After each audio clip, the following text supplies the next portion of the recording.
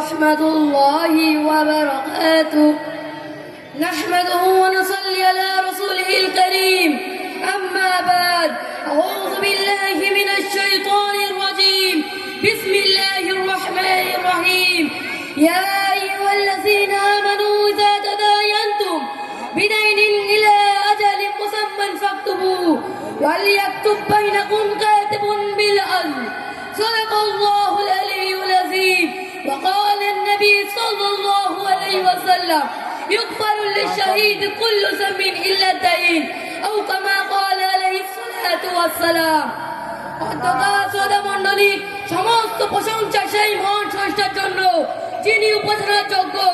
তারপর দরুদ সালাম জানাই জনাবে মুহাম্মদ সাল্লাল্লাহু আলাইহি ওয়াসাল্লামের উপরে, যিনি বিশ্ববাসীর জন্য অনুপম আদর্শ। আজকে আমি আপনার সম্মুখে যে বিষয় আলোকপাত করতে চলেছি সেটি হলো ঋণ পরিশোধ করার উপকার এবং না করার ক্ষতি। সম্মানিত মন্ডলী, ইসলামের দৃষ্টিকোণ থেকে ঋণ পরিশোধ অত্যন্ত গুরুত্বপূর্ণ আমল এবং এই ব্যাপারে কুরআন ও হাদিসে স্পষ্ট নির্দেশনা দেওয়া হয়েছে। ঋণ পরিশোধ উদাসীন বা ইচ্ছাকৃতভাবে ঋণ না পরিশোধ করলে কুরআন ও হাদিসের জন্য কঠিন শাস্তি ঘোষণা দেওয়া হয়েছে। কুরআনের সূরা বাকারা আয়াত নম্বর 282 তে আল্লাহ তাআলা বলেন, ইয়া আইয়ুহাল্লাযীনা আমানু ইযা তাদায়ানতুম বিদাইনিন ইলা আজালিন মুসাম্মান ফাকতুবু, অর্থাৎ হে মুমিনগণ, তোমরা পরস্পর নির্দিষ্ট সময়ের জন্য ঋণ আদান প্রদান করো, তা তখন লিখে নাও। সম্মানিত মন্ডলী, উক্ত আয়াতে ঋণ সংক্রান্ত লেনদেনের বিষয়ে স্পষ্ট নির্দেশনা দেওয়া হয়েছে। এখানে ঋণ নেওয়ার সময় তা লিখে রাখার কথা বলা হয়েছে, এতে পরবর্তীতে কোনো বিভ্রান্তি বা ভুল বোঝাবুঝি না হয়। আরো একটি হাদিসে জনাবে মুহাম্মদ সাল্লাল্লাহু আলাইহি ওয়াসাল্লাম বলেন, যে ব্যক্তির উপর ঋণ নেয় এবং সে পরিশোধ করার ইচ্ছাই রাখে না, সে ততক্ষণ পর্যন্ত জান্নাতে যেতে পারবে না যতক্ষণ পর্যন্ত তার ঋণ পরিশোধ করা হয়।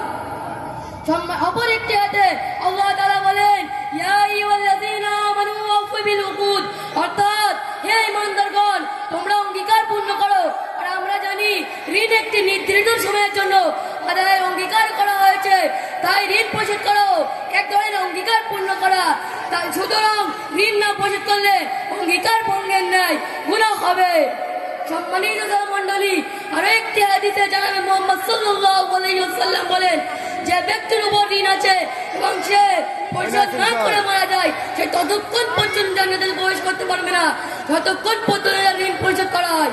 অর্থাৎ ঋণ না পরিশোধ করা পর্যন্ত জান্নাতে প্রবেশ করতে পারবে না। সম্মানিত মন্ডলী, আজকে বড় দুঃখের বিষয়, পরিতাপের বিষয়, আজকে আমরা ঋণ নিয়ে তা পরিশোধ করার চিন্তাই রাখি না, বরং এমনও মানুষ আছে ঋণ এই জন্য নেই যে পরিশোধ করবে না। কতটা খারাপ নিয়ত দেখুন। আজকে আমাদের সমাজের কিছু মানুষের নিয়ত খারাপ হওয়ার কারণে মানুষ ঋণ দিতে ভয় করে দেয় না, যার কারণে মানুষ ব্যাংক থেকে লোন নিতে বাধ্য হচ্ছে। এইভাবে মানুষ হারামের দিকে অগ্রসর হচ্ছে। আমাদের সমাজকে রক্ষা করতে হলে শরীয়তের নীতি অনুযায়ী কাজ করতে হবে, শরীয়তের বাইরে কাজ করলে চলবে না। সম্মানিত মন্ডলী, আরো একটি হাদিসে জনাবে মুহাম্মদ সাল্লাল্লাহু আলাইহি ওয়াসাল্লাম বলেন, যে ব্যক্তির উপর ঋণ আছে এবং সে পরিশোধ করার ইচ্ছাই রাখে না, সে কিয়ামত দিবসে চর অবস্থায় উঠবে। এবং আরো একটি হাদিসে জনাবে মুহাম্মদ সাল্লাল্লাহু আলাইহি ওয়াসাল্লাম বলেন, ইউগফারু লিশাহিদি কুল্লু যামবিন ইল্লা দাইন, অর্থাৎ একটি শহীদের আল্লাহ তাআলা সমস্ত গুনাহ মাফ করে দেবে কেবলমাত্র ঋণ ছাড়া। সম্মানিত মন্ডলী, আমরা একটু চিন্তা করে দেখি আল্লাহ রাসূল সাল্লাল্লাহু আলাইহি ওয়াসাল্লাম কতটা গুরুত্বপূর্ণ বলেছেন যে আল্লাহ রাসূল সাল্লাল্লাহু আলাইহি ওয়াসাল্লাম একটি শহীদের সমস্ত গুনাহ মাফ করে দেবে, কিন্তু ঋণ ব্যতীত। আমরা তাহলে ভালোভাবেই বুঝতে পেরেছি ঋণ পরিশোধ কতটা গুরুত্বপূর্ণ রয়েছে ইসলামের দৃষ্টিকোণ থেকে।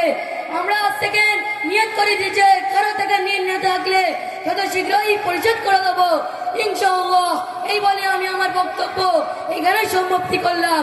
ওয়া আখিরু দাওয়ানা আলহামদুলিল্লাহি রাব্বিল আলামিন। আসসালামু আলাইকুম ওয়া রাহমাতুল্লাহি ওয়া বারাকাতুহু।